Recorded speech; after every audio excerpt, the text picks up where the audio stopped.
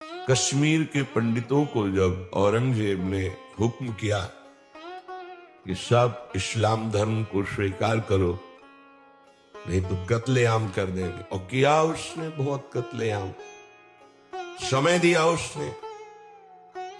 भागे वो लोग। उस समय महामहिम गुरु गादी पर तेग बहादुर सिंह विराजमान थे, उनकी चरण शरण में आए और कहा, आप ही हमारे रक्षक हो, आप ही हमारी रक्षा कर सकते हो।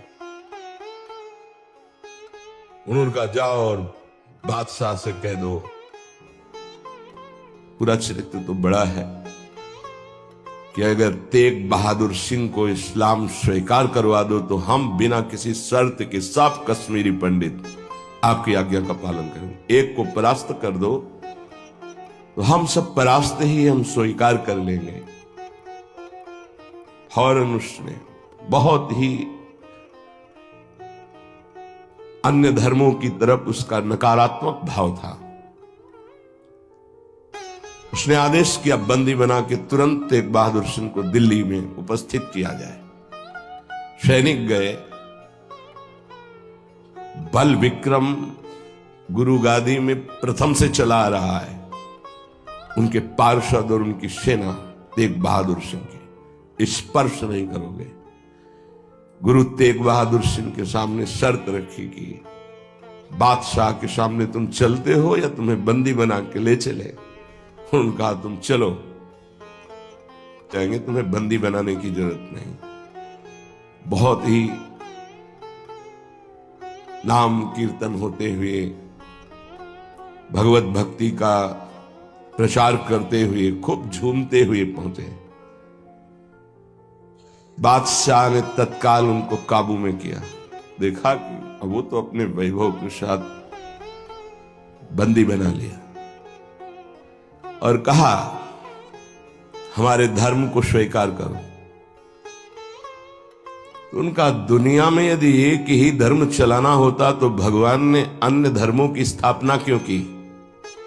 इसका मतलब है अपनी अपनी जगह अपने धर्म का पालन करना परम कर्तव्य है। तो तुम अपने धर्म में मुझे कैसे बदल सकते हो? तुम्हारी सामर्थ्य नहीं है। बड़ी कष्टप्रद परिस्थिति प्रकट की उसने। बहुत ही क्रूर कर्मी, एक नहीं बहुत महापुरुषों को, बहुत महापुरुषों को बहुत प्रकार से दंड दिया है इसने। एक लोहे के पिंजड़े में गुरु तेग बहादुर सिंह को बंद कर दिया। सैनिकों को, उसके पास अपार सैन्य बल था, तत्काल बंदी बना लिया गया। बहुत दिन तक उनको प्रताड़ित किया गया लोहे के पिंजड़े में, बहुत तरह से।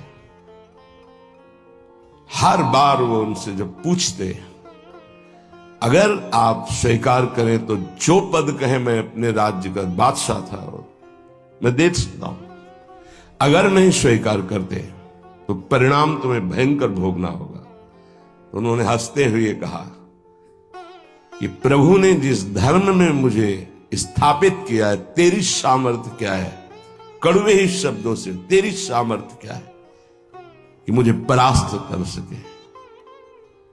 और उस समय उन्होंने पद गाया, भाई मैं धनु पाइयो हरि नाम, मन मेरो धावन ते छूटियो, करी बैठो विश्राम। भाई मैं धनु पाइयो हरि नाम, माया ममता तन ते भागी, उपज्यो निर्मल ज्ञान। लोभ मोह यही परसि न साके, गही भगति भगवान। भाई मैं धन पाइयो हरि नाम। देखो, भीषण प्रताड़ना, कष्ट, मृत्यु भय उपस्थित, और वो गा रहे कि हे भाई, मैंने हरिनाम रूपी परम धन पाया है। मन मेरो धावन ते छूटियो, अब मेरा मन कहीं भाग कर नहीं जाता, दौड़ भाग खत्म हो चुकी है। करी बैठो विश्राम, अब तो नाम में विश्राम पा गया है। इस तन को पीड़ा पहुंचाई जा सकती, पर मेरा अब इस तन से कोई संबंध नहीं है, क्योंकि माया भाग गई है नाम के प्रभाव से। तन से कोई ममता नहीं रह गई। उपजियो निर्मल ज्ञान, इसी नाम के प्रभाव से निर्मल ज्ञान का प्रादुर्भाव हुआ है। लोभ मोह यही परसी न साके, गही भगति भगवान। कोई भी तुम प्रलोभन दो, हम मेरे मन को नहीं लुभायमान कर सकता, और कोई भी भय दो तो अब मेरे शरीर का मोह नहीं, क्योंकि मेरे हृदय में भगवान की भक्ति जागृत हो गई है।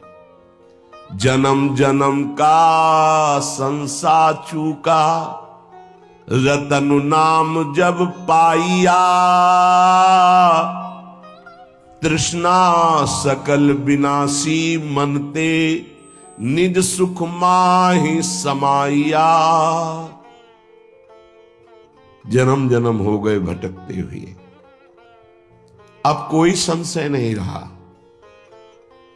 मुझे नाम रूपी रतन मिल गया, सब संशय खत्म हो चुके हैं।